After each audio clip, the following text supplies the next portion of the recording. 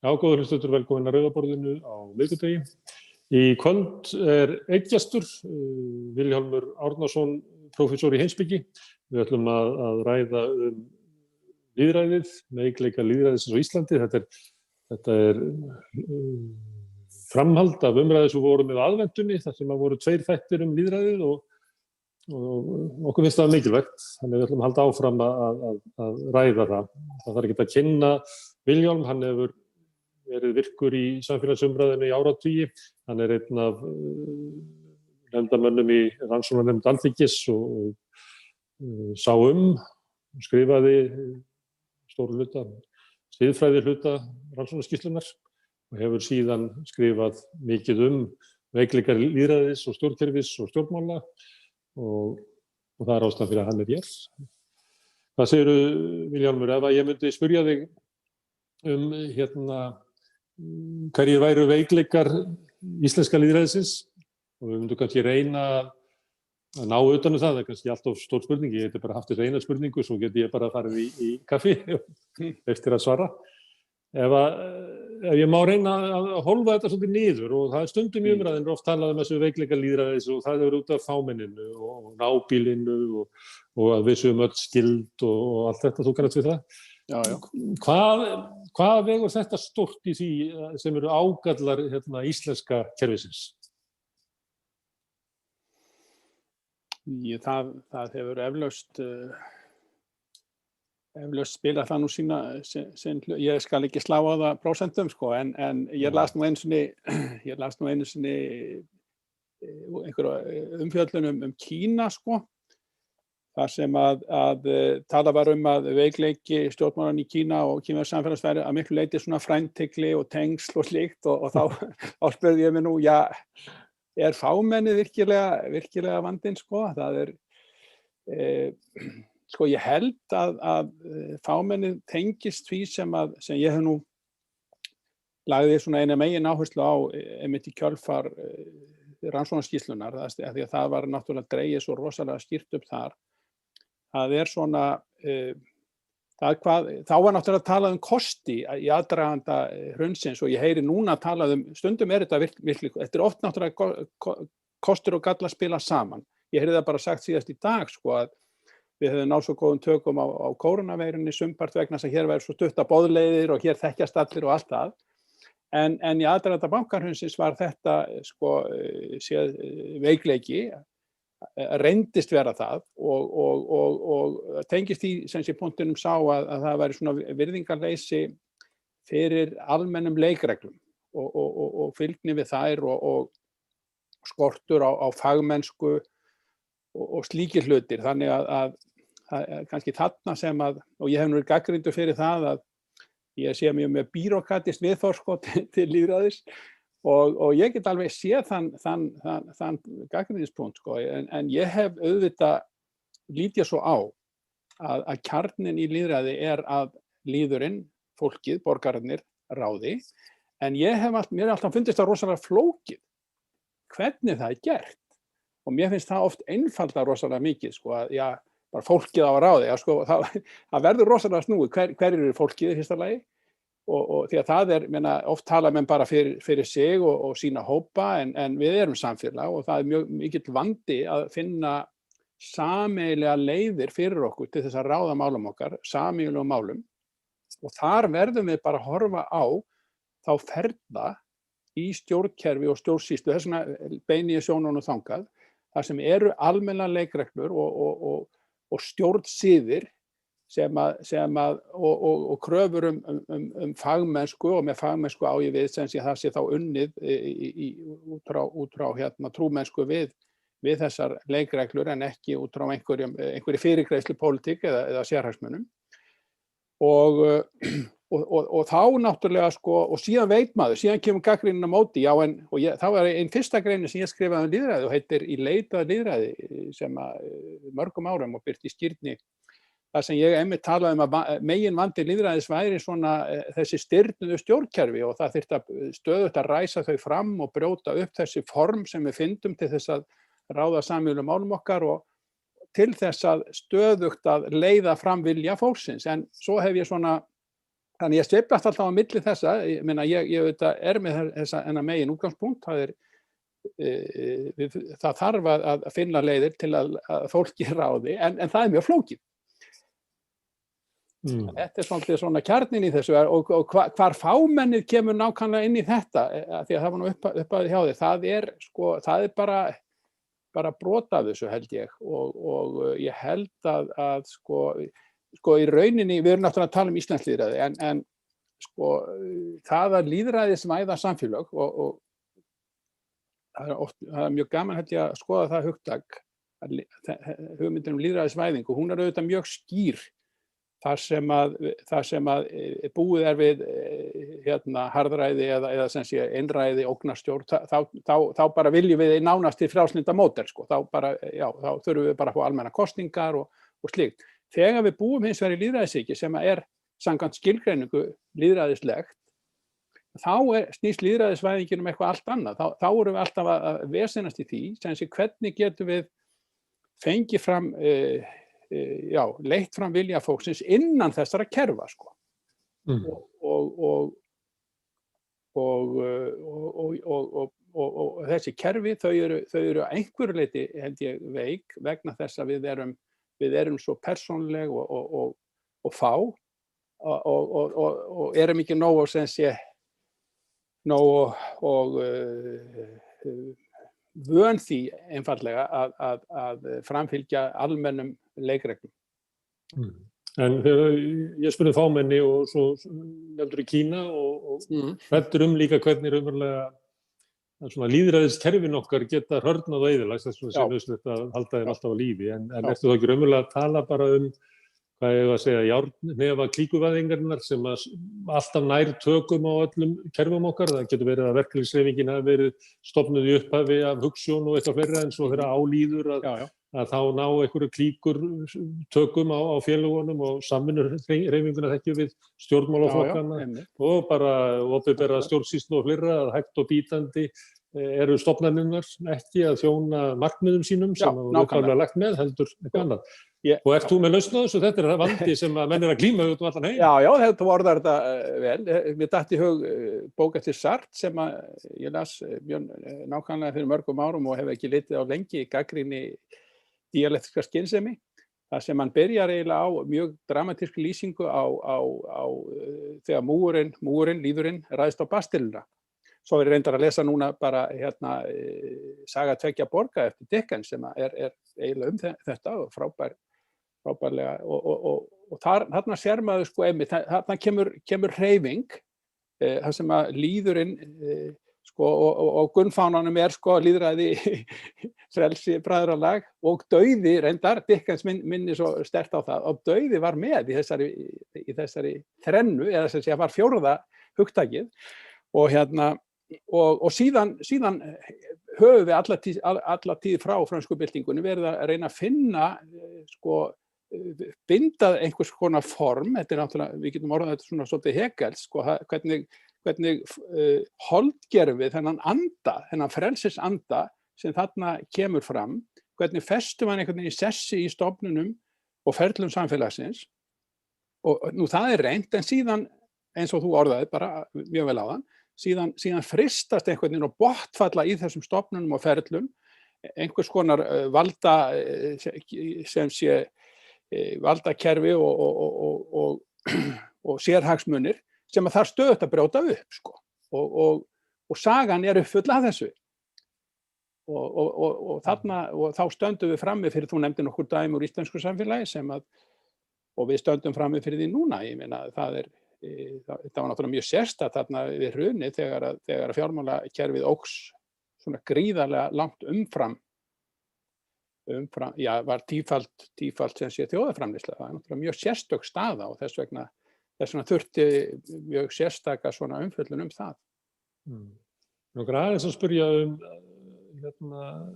fámennið og þú svo sem hafnar því ekki að það geti verið eitthvað til trafala í okkur en það er ekki meginvandamálið, ekki í samhengi við til dæmis bara klíkuvæðinguna. En stutt saga, það er annað sem að heyrir að íslenskt samfélag sé svona veikt og svona því að við erum bara svo nýfrjáls og hér eru ekki svona stofnanir, við höfum ekki rótgróna og opinbera stjórnsýslu sem að næri eiginlega bara aftur fyrir lýðræðið. Við erum svo ung og veik og þess vegna kannski íslenska lýðræði ekki að verka og þú kannast við eiginlega vinsælustu lausnin á þessu að ganga inn í Evrópusambandið og tengja okkur bara gömlu nýlendu þjóðunum sem að eiga lengri sögu að þessu leyti. Þetta raunverulegt? Það veikleiki að vera ungt og kannski ekki með of mikið af langri hefð? Mér hefur alltaf þótt þetta mjög athyglisvert, þessi skýring á því hvernig sem bæði stjórnmálafræðingar og sagnfræðingar hafa svona lagt áherslu á að til dæmis einn veikleiki okkar hafa verið sá að jafnvel eftir að við urðum sem sé sjálfstæð eða ekki lýðveldi, þetta sjálfstæð, þá er stjórnsýslan erlendis og þetta hafi bæði, þá höfum við ekki fengið þessa þjálfun og eiginlega menntun sem pólitísk eining og auk þess hafi í hugarfæri þjóðarinnar orðið mikil andstæða eiginlega við ríkið og sem er að mörgu leyti slæmt. Ég er mjög hrifinn af hugmynd sem að Páll Heitinn Skúlason þreyttist aldrei á að hamra á að ríkið er hafinu góða. Þetta er auðvitað ekki, hljómar kannski ekki vel í hugum marxista en það er þessi að ríkið er þessi leið bara sem við höfum til þess að vinna saman á okkar sameiginlegu hagsmunamálum. Og ég held að þessi sögulegi þáttur skipti máli og sé mikilvægur. Og við auðvitað förum síðan mjög hratt inn í borgaralegt samfélag eða við höfum kannski aldrei náð að þroska með okkur borgaralegt samfélag. Við förum í einhvers konar kollsteypu úr hefðbundnu fiski- og sveitamanna samfélagi inn í einhvers konar nútíma mjög hratt í gegnum seinni heimsstyrjöldina og það allt, hernámið og slíkt og erum svona á töluverði svona berangri sem svona pólitískt borgaralegt samfélag og þetta held ég að skýri mjög margt, ég auðvitað kann ekki að útlista þetta, en hins vegar varstu með seinni hlutanum að lausnin á þessu, ég það athyglisvert, ég hafði aldrei hugsað það kannski þannig að lausnin á þessu væri Evrópusambandið. Það tengist kannski því sem því ég nefni sagnfræðing á það er mjög athyglisvert bók eftir Guðmund Hálfdánason um þjóðríkið og Dani og það og það til dæmis það sem hann færi rök að því, mjög athyglisverð rök að þegar við það við losnum undan Dönum að þá verður þá fáum við meira sjálfræði í eigin málum sem þjóð en pólitíkin verður ófrjálslyndari. Þannig borgarnir verða eiginlega minna frjálsir en þjóðin er frjálsari. Þetta er náttúrulega kallast á við orðræðina núna Brexit, þegar að Boris Johnson að hamra á því að nú, sem svolítið hljómar svolítið eins og Bjartur í sumarhúsum kastað inn á stórt svið, nú höfum við sjálfræði í okkar málum en hugsanlega, það er alveg hugsanlegt að þessu fylgi og menn myndu segja að það er minna frelsi borgarna hugsanlega í stærra samhengi. Þannig, þá gæti maður sagt, ég ætla ekki endilega að taka undir nákvæmlega sem þú sagðir, en maður getur sagt spunnið þennan þráð þannig áfram að við getum mist einhvers konar sjálfsforræði sem pólitísk eining, en hugsanlega gæti þetta aukið frelsi borgarna í einhverjum, á ýmsum sviðum að verða hluti af stærri pólitískri einingu. Fyrir utan það náttúrulega fullveldi í nútíma heimi er ekki endilega sterkast að hafa það sem smátt heldur vinna menn saman að svo mörgum málum, meðal annars vegna þessara gríðarlegu sem sé ítaka stórfyrirtækja sem ekki hægt að takast á við á þjóðlegum nótum. Ég man ekki alveg hver það var sem að sagði mér einhvern tímann að vandinn á Íslandi væri það að hérna urðu stjórnmálin til á undan stjórnsýslunni. Þú ert að tala um að það var eiginlega erlent vald og hér var það eiginlega til íslensk pólitík áður en að tekst að búa til íslenska stjórnsýslu og það sé alltaf veikleiki stjórnsýslunar sem að sumu leyti getur veitt borgurunum vernd, Já, já. tryggt mannréttindi og fleira ekkert síður en stjórnmálin. Þannig að það er vandinn í íslenska kerfinu að sko að býrókrasían var til á eftir stjórnmálunum og svolítið undir hælnum á því. Og ég held að það hafi svolítið komið inn í það sem að þú hefur verið að fjalla svolítið að hversu sko, stjórnsýslan veik og hvað svona stjórnmálin geta haft mikil áhrif raunverulega langt út fyrir það sem að samkomulag að áhrif þeirra ekki að ná til. Já. Þetta sér íslenskt vandamál? Eða eru við bara með sérstaklega vonda útgáfu af þessu sem vandamáli eða alls staðar? Nú þori ég ekki að segja, sko. Ég þekki ekki nægilega vel svona samanburðum á þessu, en eitt allavega sem að ég hef svona tekið eftir er greining Gunnars Helga Kristinssonar á samanburði milli Norðurlandana, sko. Það til dæmis eitt sem að kom mér ferlega óvart þegar ég fór að skoða hans röksemdir og rannsóknir að það oft verið talað sko íslenska þingi væri svo veikt, sko. Svo kemur bara í ljós að það miklu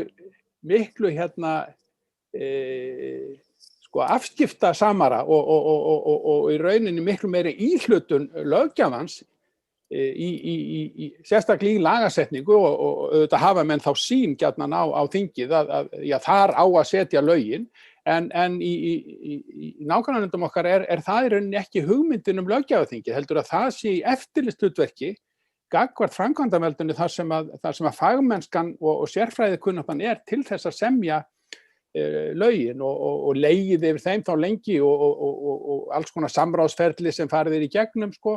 En hér eru menn kannski bara bara á síðustu stundu í herbergjum, fundaherbergjum að gera einhverja breytingar á lögunum sem að síðan reynast kannski bara verða vandamál þegar til kastana kemur. Þannig að já, allavega í þessum samanburði þá er og þetta er náttúrulega sennilega ein birtingarmynd á veikleika stjórnsýslu og framkvæmdarvalds sem að kann að eigast einhver leyti þessar sögulegu skýringar. Það á skjön við það sem almennt talið á Íslandi. Ég held að sem í stjórnarsáttmála núverandi ríkisstjórnar að efla þingið og þetta hefur verið svona gegnumgangandi stef.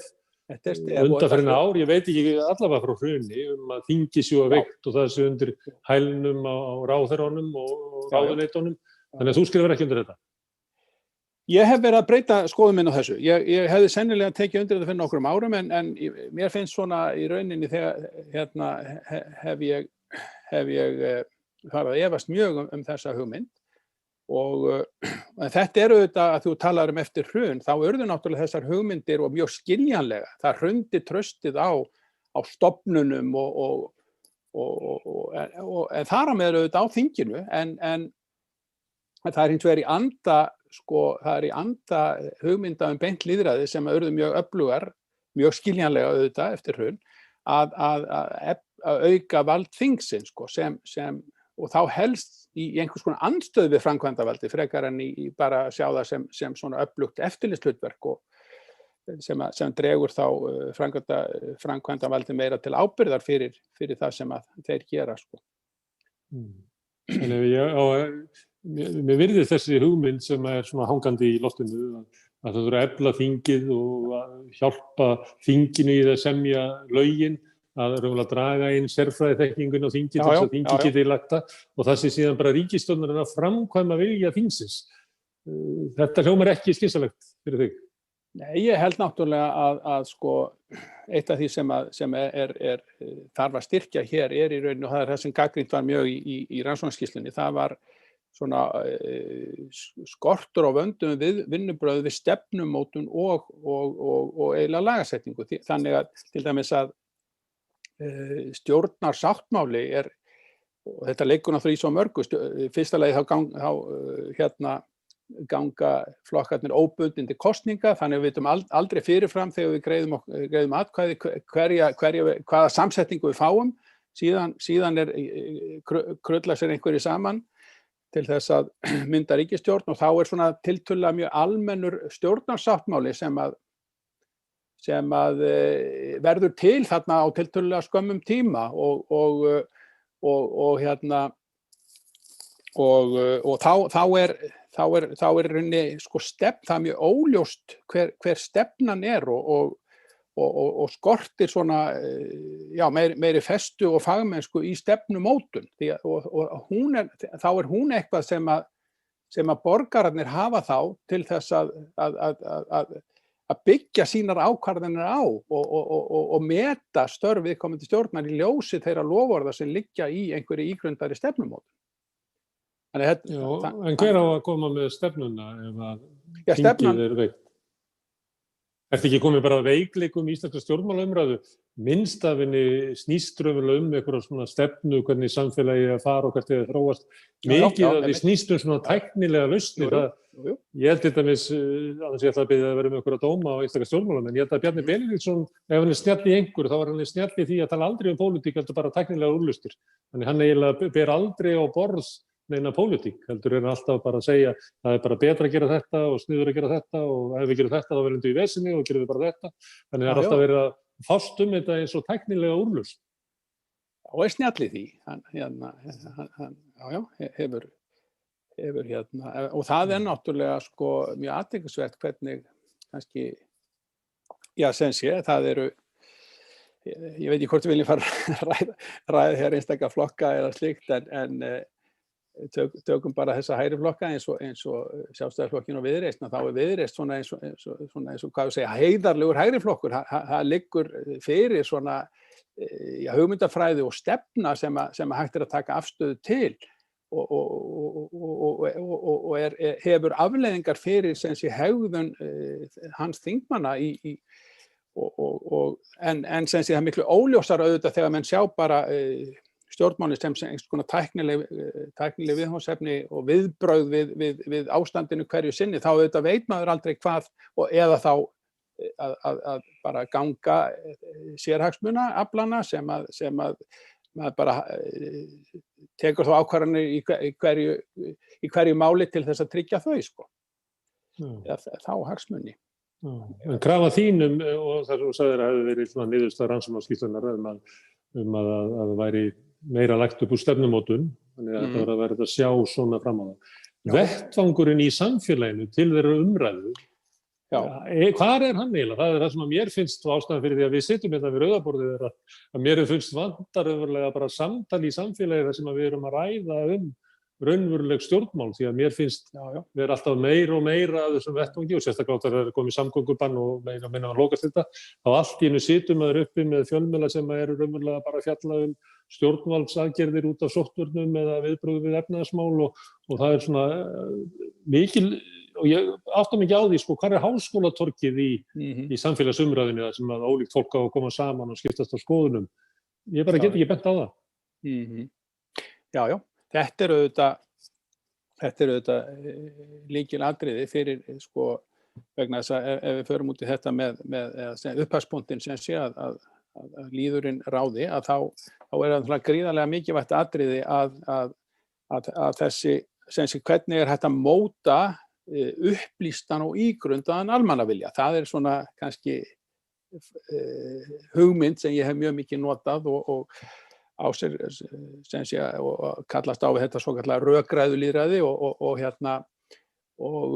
sem að snýst á það að það sé miklu eða sko það sé ekki mikilvægast að eins og stjórnmálin snúast oft sko að bara að telja atkvæði til kosningar heldur hvernig mótast almannaviljinn í aðdraganda kosninga og þá komum við einmitt að þessum lykilþætti fjölmiðla. Að fjölmiðlar sem sé og hvers konar sem sé almanna vettvangi þar sem að borgararnir eiga kost á að ekki endilega koma saman, það er alltaf hátilfallandi áhuga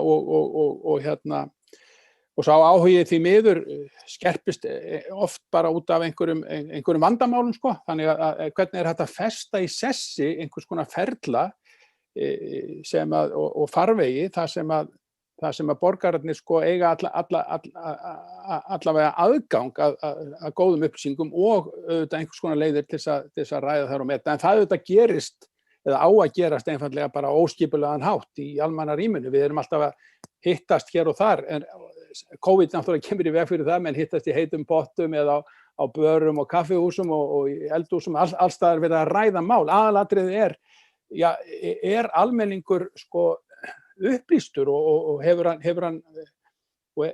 hann viljugur til þess að leita upplýsinga og ræða þær með rökum og hafa það sem sannara reynist. Það auðvitað það sem ógnar kannski lýðræðinu mest í nútímanum. Það bara þessi koma samfélagsmiðlarnir, þessi bergmálshellarnir sem þeim fylgja og þetta að grafa undan það sem við mætumst bara og styrkjum hvert annars fordóma og já, allt þetta sem verið að tala um núna, þetta post-truth eftir sannleika samfélag en eru samt ekki sko öflugustu fjölmiðlar nútímans í íslensku samfélagi netmiðlar? Jú, ég held að. Þannig og gömlu miðlarnir, að því þú ert að tala veikleikana með samfélagsmiðlunum, að þá í gömlu miðlunum, ef maður horfir á samfélagsumræðuna og stjórnmálumræðuna, þá hún ofta á svona sérkennilegu plani, þar eins og að gera okkur öll að svona PR-mönnum, við höfum verið að velta fyrir hvernig kom þessi út úr þessu og einhvern veginn eins og við séum að fylgjast með einhverjum kappleik stjórnmálana.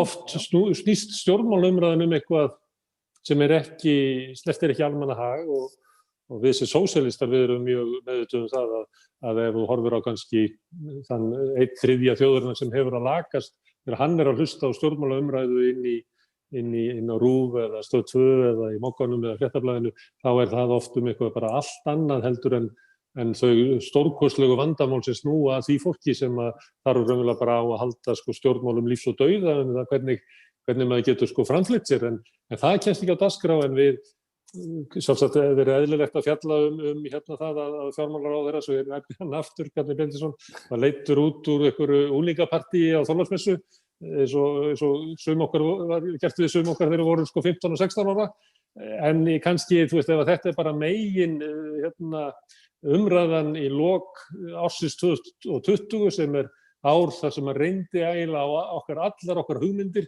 þá eitthvað að vettvanginu þar sem við erum að tala saman. Ef að eitthvað svona eitt atriði þurrkar út dauða nýfrjálshyggjunnar, gerbreyttar hugmyndir hlutverk ríkisvaldsins, prentun peninga, það voru stórkostlegar breytingar sem urðu á í hugmyndaheiminum, en við sátum eftir og vorum að veltaði fyrir okkur hvernig tókst Bjarni að svara fyrir sig.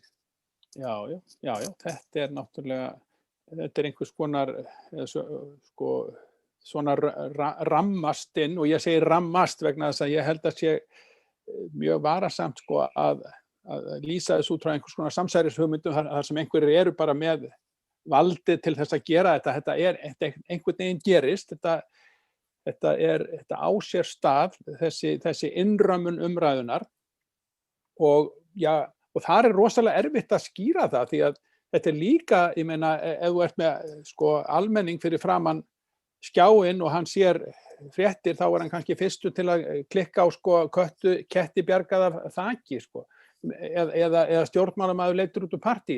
Þetta rosalega flókið samspil sko okkar sem borgara og svo þeirra sem bera þetta fram og það gríðarlega vandasamt, og þess vegna komum við aftur að þessu sem ég sagði í upphafi sko, það þarf að lýðræði snýst það að fólkið ráði ferð, en hvernig eigum við að fara að því? Sko? Hvaða leiðir höfum við til þess? Þú nefnir þetta með sko, hvar er vettvangurinn, hvar er háskólatorgið, hvar eru fjölmiðlarnir?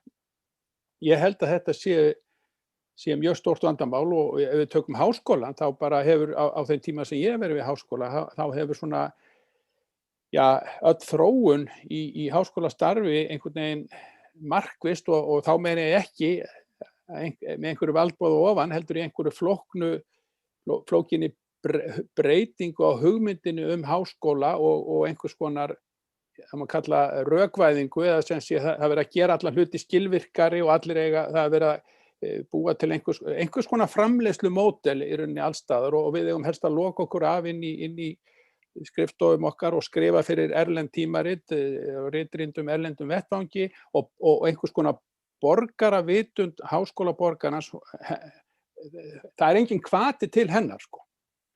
Og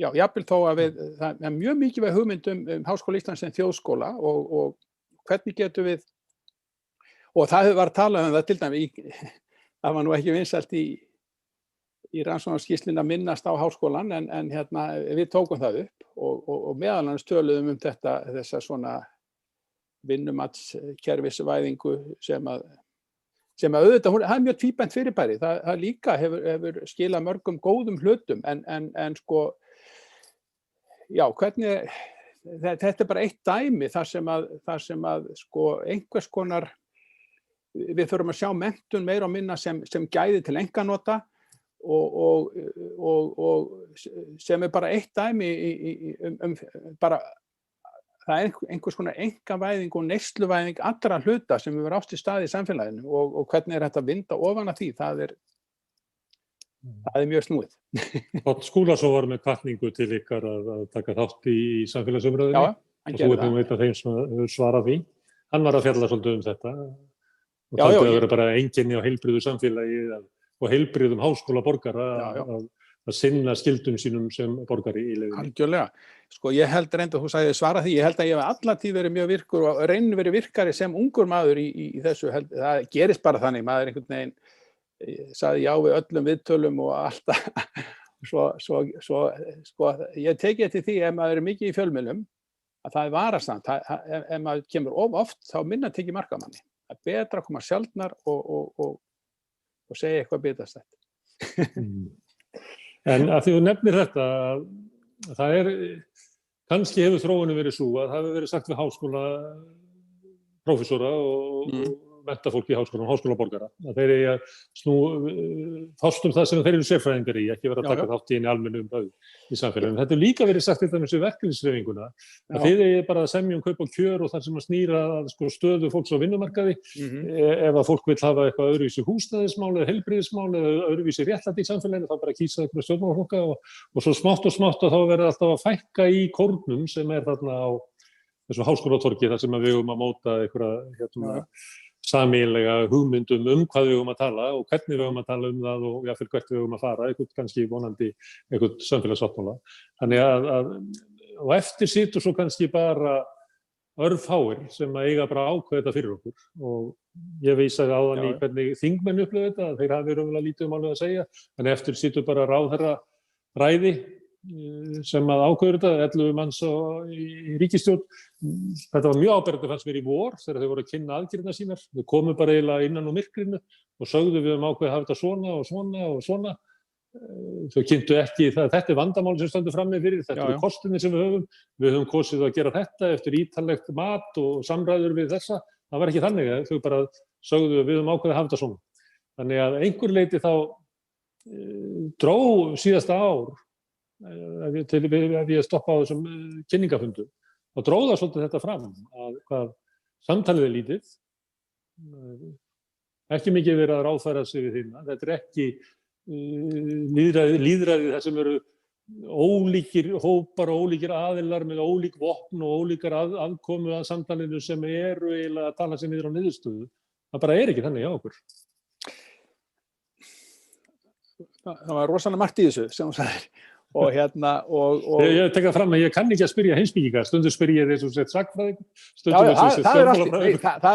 er allt í lagi, sko. Það er ég hef engar á að gera því, það er bara að því að þú fórst bara yfir svolítið stórt þarna og nefndir þetta heimspeking, háskólamennina fyrst, þeir ættu ekki að vera að taka, ég held reyndar að ég held að það sé mjög mikilvægt að háskólamenn taki þátt í umræðu út frá sínu sérsviði. Það er sennilega mikilvægast. Og þetta er ekki síst mikilvægt í landi þar sem við höfum tiltölulega veika fjölmiðla og fjölmiðlum eru svona allt múli menn. Þú þekkir þetta nú vel og þá er gríðarlega mikilvægt og það var vandinn til þess í aðdraganda bankahrunsins að að fjölmiðlar hafi tiltölulega greiðan aðgang að fá hjálp í læsi einhvers konar á flókna hluti, til dæmis í viðskiptalífi og fái þannig sem sé innslag frá akademíunni. Síðan geta auðvitað öllum háskólaborgunum frjálst að koma fram bara sem almennu borgari í einhverju pólitískri þátttöku. Það annað, þá hann bara eins og hver hann borgari. En hann hefur mikilvæga, held ég, borgarlega skyldu. Ég legg áherslu á borgarlega skyldu, borgarlega ábyrgð háskólamanna að stíga inn út frá sínu sérsviði og bæði til þess að leiðrétta rangfærslur. Það getur verið eitt og sér ákaflega mikilvægt. En líka til dæmis bara til þess að viðhalda tjáningafrelsi og lýðræðislegri menningu sem að háskólinn á endanum þrífst á. Síðan talaður líka einsleitnina sem að getur orðið í pólitíkinni og vegna þess að til dæmis að verkalýðsfólk eigi bara halda sig við sitt. En ég held að þessi að sem ákaflega mikilvægt að hafa sem fjölbreyttasta raddir til dæmis á þingi. Þingheimur hefur oft verið tiltölulega einsleitur og ég held að þetta er svona hugmyndin þetta heitir inclusion á ensku, ég veit ekki alveg hvað einhvers konar, að við höfum bara sem flesta raddir og ég hef séð þínar hugmyndir að það væri gott að fólk úr verkalýðshreyfingunni bara komi inn á þing, eins og var meira hefur nokkrum árum og mér finnst það athyglisvert þá eru menn bara hreinlega á sviðinu að færa rök fyrir sínum mála og röddin verður sterkari og þeirra sem sé pallborð öflugra. Síðan þú komst inn á fleira þarna sem ég ætlaði að taka upp. Búin að gleyma. Kannski hjálpa mér. Það kemur kannski seinna. En að því hún nefnir þetta með að verkalýðshreyfingin eigi fulltrúinn á þingi og þá líka að segja sem réttlæta til þess með því að segja að hinir eru þar. Það stéttastríðið alveg á þingi og hinir veigra sér ekkert við að vera þar og við þekkjum það og það verið, ég man eftir einhverju könnun sem var gerð á starfsfólki stjórnarráðsins, það var spurt við hverja ráðfæruðu og það mátti velja svona ýmsa þætti og fulltrúar almennings og verkalýðshreyfingin og svo kom sérhagsmuna samtök fyrirtækja og fjármagnseigenda, þá var það alveg bara yfirgnæfandi og við vitum þetta sem við bara búið hérna að það sem sagt auðvaldið hefur gríðarleg áhrif á íslenskt samfélag. Þegar það verið að tala lýðræði og lýðræðisskekkju, verðum við ekki einhvern veginn að fást við það að sum okkar, hinn ríku, þau hafa aukið vald út í samfélaginu og kannski ættum við frekar að stefna að því að minnka vald þeirra á lýðræðisvettvangum heldur en að bara sætta okkur við það að þar líka, ekki bara út á henni svokallaða markaði, heldur líka á lýðræðisvettvanginum eru völdur að miklu meiri. Og einhver leyti kannski von með almennu kosningarétti og fram til 2000-öldinni var kannski það að ríkisvaldi myndi þá þjóna almannahagsmunum og verða kannski svona bönd á hið mikla vald sem að auðurinn hafði. En einhver leyti þá ekki hægt að, ef ég væri að halda þessu fram í dag, það ekki margir sem myndi taka undir með mér að það hefði tekist vel.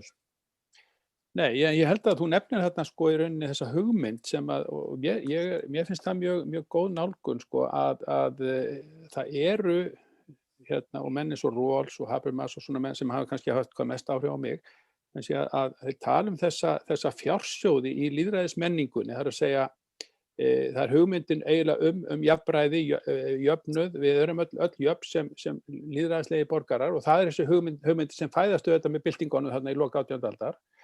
Og þetta eru við getum stöðugt beitt þessum hugmyndum gagnrýnið á samfélagið eins og það og spurt, höfum við efnt þau loforð sem felast í þeirri lýðræðismenningu sem við viljum halda í heiðri.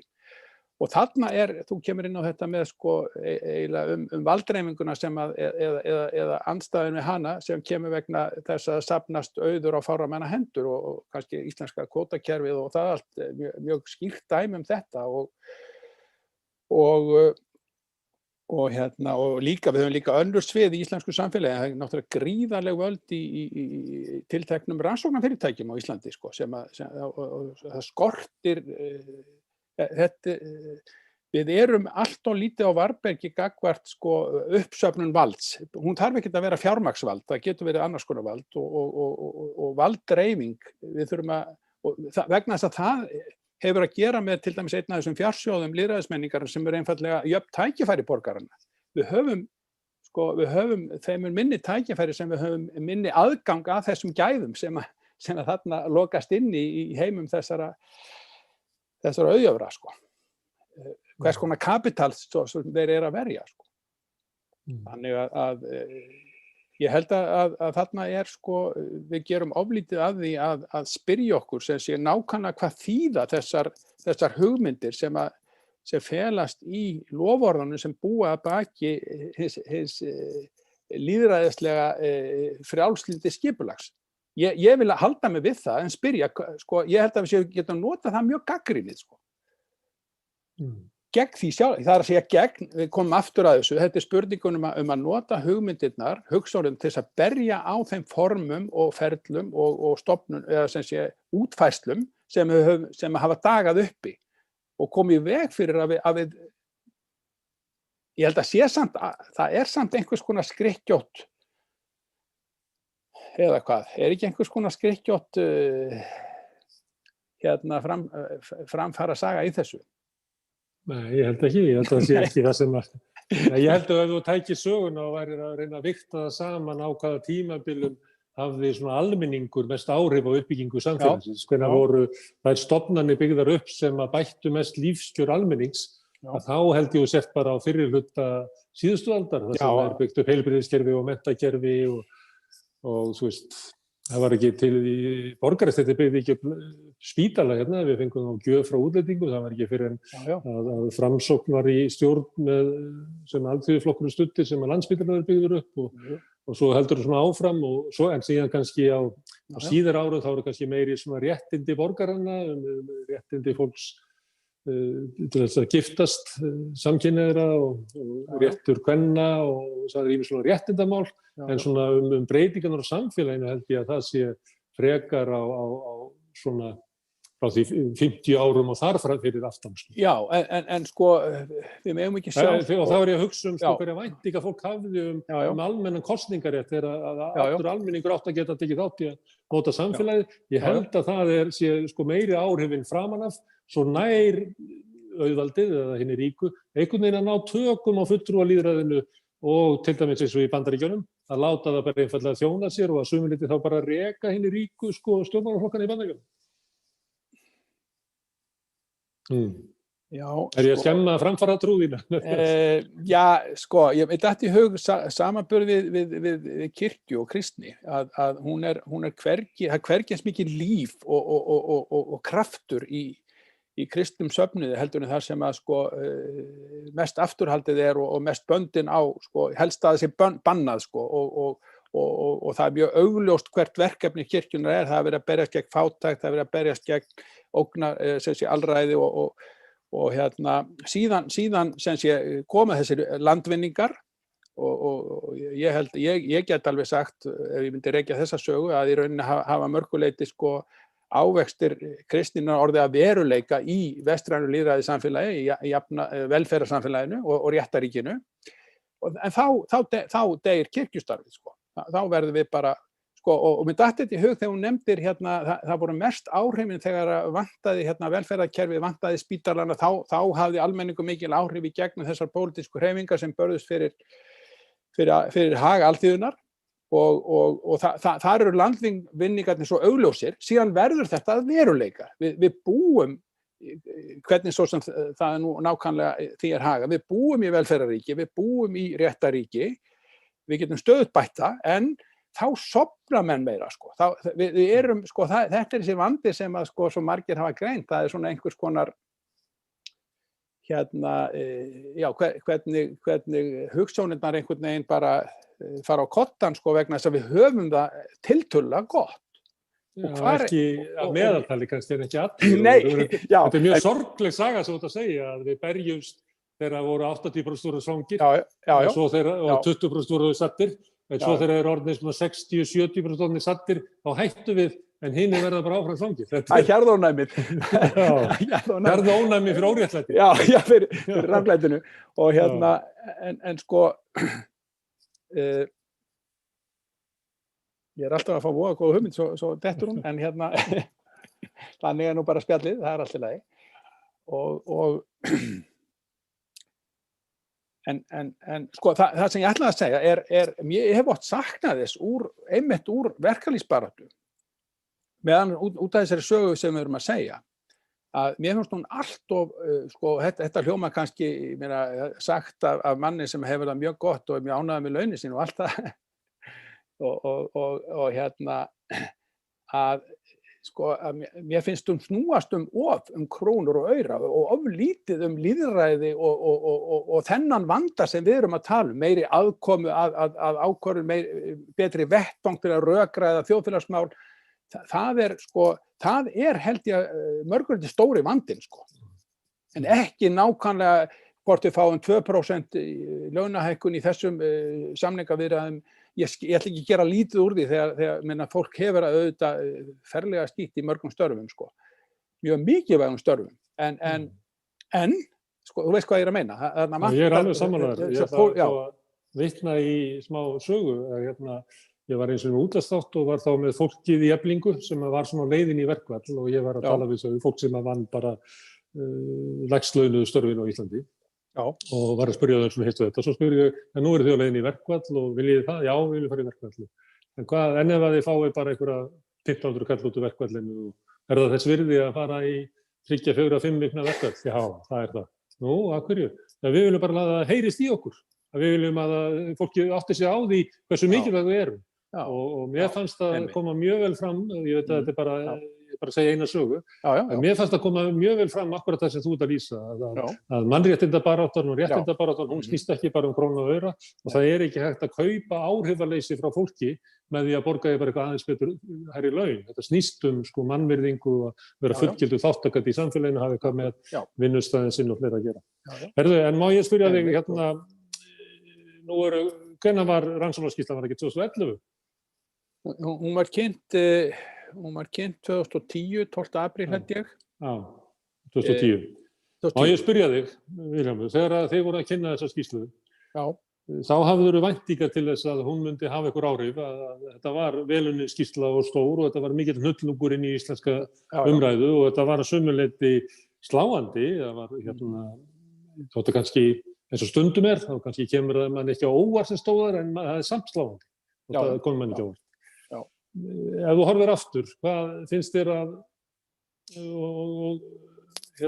myndir spurja þennan Vilhjálm sem var þarna fyrir 10 árum. Finnst þér að áhrifin sem að þessi rannsókn hafi verið næg, finnst þér samfélagið hafi batnað í takt við það sem að þú hafi væntingar þá? Sko, ég hef verið spurður nokkuð með þessu og yfirleitt byrja ég að segja að það er allt of snemmt að meta þetta. Eins og kynverarnir. Já, það er eins og kynverarnir. Og sko, það var svolítið verið að halda upp á afmæli hrunsins því miður var ekkert haldið upp á afmæli skýrslunnar vegna þess að það var allir bara í COVID, sko. En það var haldið upp á afmæli hrunsins og þá var ég svolítið að meta þetta. Höfum við lært leksíurnar sem voru settar fram þarna og ég held að það hafi kannski verið aðeins svo mikið gert úr því að við höfum ekkert lært. Það er mjög fljótt ef eitthvað kemur upp, eitthvað svona skandall, jafnvel svona einstaklingsbundinn skandall í fjármálakerfi eða pólitík, þá sagt ég að þetta sýnir nú að við höfum ekkert lært. Ég held að bara það, að til dæmis hvaða vekur mikla athygli og hvað fjölmiðlarnir eru oft með árvekni, sérstaklega þessi sem eru nú hérna á netinu, með árvekni gagnvart sko hlutum sem að bara fóru fram hjá okkur fyrir hrun, það er lærdómur. Í bankakerfinu held ég að til dæmis að... En má ég aðeins trufla, ertu að tala bara stundina og kjarnan, þú ert að tala eiginlega smáa jaðarmiðla. Þetta er ekki eftir áhrif á meginstraumsmiðlana.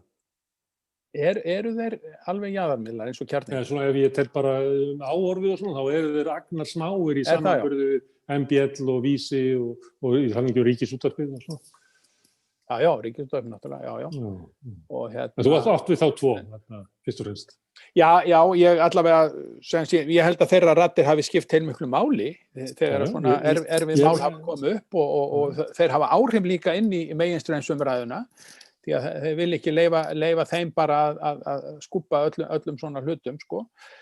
Og þannig að ég held að, sko, og til dæmis inn í fyrirtækjum, það var, ég held að ef þú færir inn í fyrirtæki og svona, sko, maður verður að hugsa svona hugsunarháttin hjá stjórnendum og slíkt, þá held ég að hann sé svolítið breyttur, sko. Og allavega, og það kannski, ég ekki að segja hann sé það kannski svona þegar menn tala inn í sínum herbergjum, en ef þeir komi, ef þeir segja eitthvað opinberlega, og það til marks viðmiðsbreytingu í samfélaginu, menn verða að tala öðruvísi fyrir opnum tjöldum. Og það eru þau orð auðvitað sem að þeir verða dæmdir eftir. Það getur vel verið að stundum koma alveg furðulegar hugmyndir fram náttúrulega, jafnvel kaupauka eða eitthvað slíkt og maður heyrir jafnvel stjórnmálamenn sem vilja sko fara tala upp á nýtt að hér sé allt og íþyngjandi eftirlit eða eitthvað slíkt, en þetta á ekki góðan jarðveg. Jafnvel núna er verið að tala að fara að selja eitt bankana, það er miklu meiri mótstaða og sko, sporin hræða. Þannig að ég held að sko, auðvitað verður maður að gera þetta út frá einhverjum dæmum og það er mjög erfitt að rannsaka þetta, en ég held að sko, auðvitað, sko, stóru spurninginni, sko, ég núna að reyna að svara því hvort að skýrslan hafi skipt eins miklu máli eins og maður vonaði. Ég er aldrei mjög trúaður á það að svona, sko, að það verði einhver umbylting. Ég held að breytingar á til dæmis stjórnmálamenningu og bara hegðun okkar fólks, hún tekur alltaf langan tíma. Finnst þér hún hafa skánað stjórnmálamenningin? Ég held hún hafi aðeins skánað, já. Ég held það. Hún hafi aðeins skánað og jafnvel umtalsvert. Það hafi verið settar svona, sko, það hafi verið settar meiri skorður og stjórnmál hafa sjálf sett sér meiri skorður, gefið yfirlýsingar að þeir vilji til dæmis vera með hagsmunaskráningu og þeir vilja vera með siðareglur og ýmislegt svona sem að ég veit að þetta hljómar svona svolítið sko ekki stórt í stóru mynd stjórnmálanna. Ég held samt að það skipti máli sko að þegar menn eru með sko fara að ræða sín á milli hvernig eigum við að hegða okkur og hvernig eigum við að lýsa því yfir við almenning að við viljum vera dæmd eftir einhverjum viðmiðum sem ekki voru til áður sko. Það er einhvers konar frjókorn að skárri stjórnsiðum.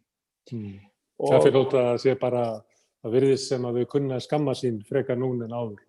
Já, og við höfum síðan, við höfum mál eins og til dæmis afsögn dómsmálaráðherra fyrir nokkrum árum, það var tiltölulega samstillt átak ákveðna fjölmiðla, jafnvel sko mjög traustra embættismanna, bæði lögreglustjóra og umboðsmanns Alþingis skipti miklu máli. Þarna ég er mjög sammála Timothy Snyder, sagnfræðingnum, sem segir það skiptir mjög miklu máli að vera hugrakkur og faglegur og traustur embættismaður sem fer fyrir stofnunum. Ég held að það sé oft vanmetið sko. Og ég held að sú meðvitund hafi aukist. Þú nefndir sölun á Íslandsbanka. Já. Og ég spurði það, finnst þér það?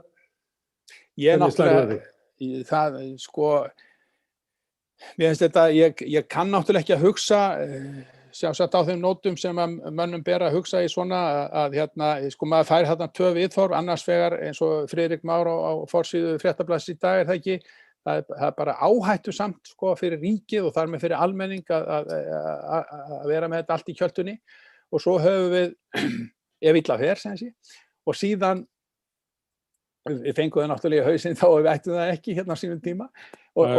Margfaldur skaði almennings af bönkum í einkaeigu heldur en í ríkiseigu. Það er ekki að líka því saman sko. Það er svo miklu áhættusamara að vera með bankana í einkaeigu ef við ætlum að taka sko dómsögunar. Já, akkurat. Síðan kemur viðtalið við Guðrúnu Jónsson í gær sko sem ég hef nú tilhneigingu til þess að treysta vel og sem metur það bara blákalt sko. Þetta sé bara óskynsamlegu tími til að selja en almennt er ég svona ríkisbankamaður sko.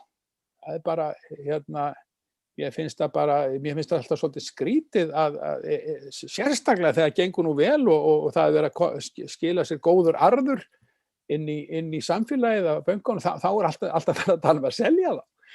Og hins vegar þarna kemur eitt konkrétt atriði úr rannsóknarskýrslunni. Það var mjög mikið talað um það sem ein af orsökum þess hversu illa fór, að það hefði ekki verið skilið á milli sem sé venjulegar sparisjóðastarfsemi og áhættubankastarfsemi. Það er ekki ennþá búið að gera það. Þannig að ég spyr bara, hvers vegna í ósköpunum hefur það ekki verið gert? Þá kom einhvers konar svona útskýringar og efasemdir sem ég næði ekki utan.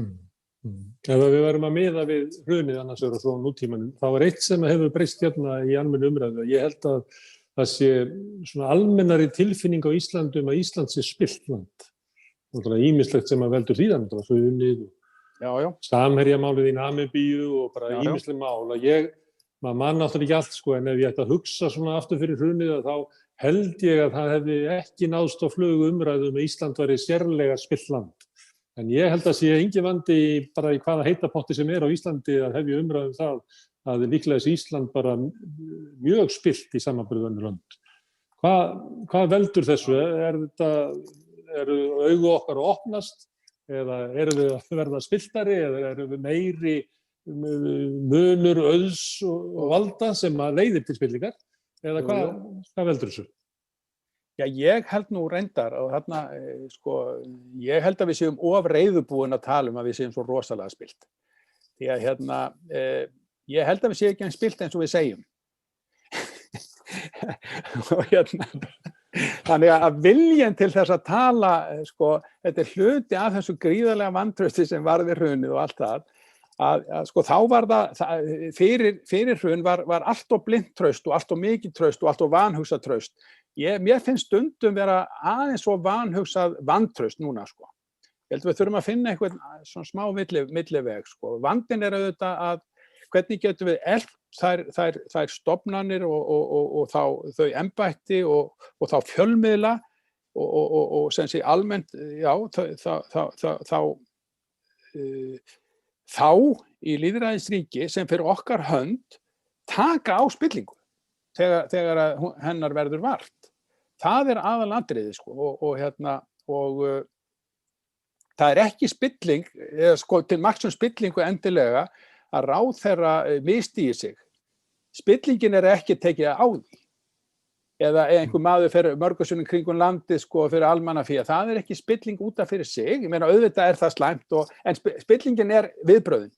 Og ég vil alltaf meta, þess vegna er ég svo ósátt við að það menn segja þegar að Ásmundur til dæmis og mörgursunum kringum landið, þetta sýnir við ekkert lært af hruninu. Það er ekki rétt. Við skulum horfa á hvernig var tekið á því, hvernig var fengist við það mál. Og hvernig var fengist við það mál? Já, hvernig var fengist við það mál? Skal athugga það. Ég er að segja að það er mælikvarðinn og ég held að það bara skiptist í fylkingar að pólitískir félagar hans vörðan og pólitískir andstæðingar hans bentu á að þetta væri dæmi spillingu hans og hans flokks. Var það alveg þannig? Meira og minna, Já, ég er ekki alveg Svo náttúrulega hneykslaði þetta almenning, það er náttúrulega fættur ennþá að raunverulega fjalla þetta hvað maðurinn keyrði óeirilega mikið. Jú. En Samherjamálið, það var rosalegt áfall fyrir Íslendinga og dæmi spillingu. Það var bara svo hræðilega sorglegt í svo mörgu tilliti, já. Og það var bara auðlindir okkar sem við höfðum látið í hendurnar á fyrirtækjum sem höfðu byggst upp og orðið alþjóðlegu efnahagsveldum sem fóru svona með vald sitt og ég hugsaði þegar ég horfði á hana þátt og hugsaði þetta höfum við búið til. Þetta höfum við búið til. Og inn í ríki þar sem við höfum náð bara prýðilegum árangri í gegnum þróunarsamvinnu og þetta var svo margt einhvern veginn sem kom saman í þessu máli, svona auðvirðilegt og það sem að mér finnst aðalatriði núna er, og ég eiginlega botna ekkert í stöðinni, það sem hann er, hvar er málið statt hjá þeim, nú segi ég aftur, í höndum þeirra sem fyrir okkar hönd borgarana ber að taka á málinu. Og ég veit það ekki. Það er til rannsóknar hjá saksóknara og líka hjá skattaransókna Akkúrat, já. eftir því sem ég best veit. Já, já. En þetta náttúrulega líka mál sem á tilheyrir almenn umræðu, þannig við eigum að vera að tala þetta og reyna að leggja mat á þetta. Já, Fyrst en þetta kom að þá var til dæmis fólki sem var í ríkisstjórn sagði að þetta er í höndunum á réttbærum aðilum og tilheyrir ekki pólitíkinni. Mér fannst það að vera alröng afstæð. Þetta fullt erindi inn í pólitíkina að ræða samherja, það ekki? Jú, ég held þá ég held að allavega að svo miklu leyti sem að mjög eðlilegt að sé vísa til þar til bæra aðila varðandi uppgjörið á sektinni með rannsóknum og allt það og mér finnst ekki sanngjarnt þegar sektin eins og ég nú heyrt stundum sagt, já sjáum nú bara hvað er miklu betra í Namibíu, þar eru menn bara búin að henda öllum inn í fangelsi. Við viljum ekki þannig réttafar. Við viljum auðvitað að það sé farið almennilega ofan í málin og hér rétt að dregið fram og síðan sem sé unnið samkvæmt því. Hins vegar auðvitað verða stjórnmálana að ræða það umhverfi sem að elur þetta af sér. Og það er stjórnmálana að vinda ofan af þeim sem sé möguleikum fyrirtækja til þess að fara svona með forréttindi sín í rauninni sem þeir hafa í krafti stjórnmálana. Og raunin alveg ótrúlegt hvað að skuli ekki skapast pólitísk samstaða að þó ekki sé nema að tímabinda þau forréttindi sem að menn hafa fengið eða réttindi sem menn hafa fengið með þessum aflaheimildum og það bara það er það sem að stjórnmálin eiga að ræða og þetta gaf auðvitað ákveðið tilefni til þess að styrkja þá umræðu en þannig að stjórnmálin þurfa að ræða þetta sem sé á sinnhátt, ekki endilega sekt eða sakleysi í þessu máli. Viljum, þú spurði mig áðan hvað varðum Ásmund og aksturinn, hverju voru aðgerðirnar. Og það rifjast núna upp að aðgerðirnar voru þær að Þórhildur Sunna var áminnt af siðanefnd Alþingis fyrir að hafa verið að ræða þetta mál. Það er nú þannig. Já, það var einmitt, ég held að það sé eitt af því sem kom óorði á siðareglur og siðanefndir og það er náttúrulega það sem ég hef alltaf lagt áherslu á alltaf þegar ég tala siðareglur og siðanefndir að það er ekki reglurnar sem slíkar þessi afurð sem menn hafa hvað þá dómarnir sem fella út frá þeim það er ferlið sem að viðkomandi fara í gegnum ef að þeir af einlægni og heilindum að ræða það og reyna að öðlast einhvern skilning á því hvað fylgir þessu hlutverki að vera sem sé í almanna þjóð. Það er þetta er einhvers svona menntunar áhrif sem það hefur að setja þessi siðareglur. Þess vegna þeir styttu menn sér svo mikið leið með því að sækja bara reglurnar til Evrópuþingsins. Og við reyndum, við vorum þarna niður í Alþingi að reyna að leiða umræður þetta og það bara menn höfðu ekki áhuga. Það er misdúst að nota ferli til að síða þingmennina eða að gera það svona ákveðna í því að fylgja ykkur tilteknum reglum. Já, að vekja þessa meðvitund sem er fyrsti vísirinn að einhvers konar skilningi á þessum nótum en það eru auðvitað menn geta haft pólitískar ástæður gegn því vegna þess að það vinnur auðvitað gegn sérhagsmunapólitík. Það að einhvers konar siðvæðing stjórnmálanna er auðvitað hún er hamlandi auðvitað á gerræði sérhagsmunna. Herðu, þetta hljóma vel sem loka orð á þessu spjall okkar sem hefur nú farið svona út í móin og bláin. Þetta kannski byrjaði eins og þetta verði eitthvað fyrirlestur og endaði svo í svona heitu pottu daginn og veginn. Já, ég held að ég bara hafi var það ekki bara fínt? Mjög fínt. Þannig við höfum gaman að því. Já, við höfum gaman að því. Kannski satt einhver hérna hjá okkur í kvöld og hlustaði og hafði gaman að því líka.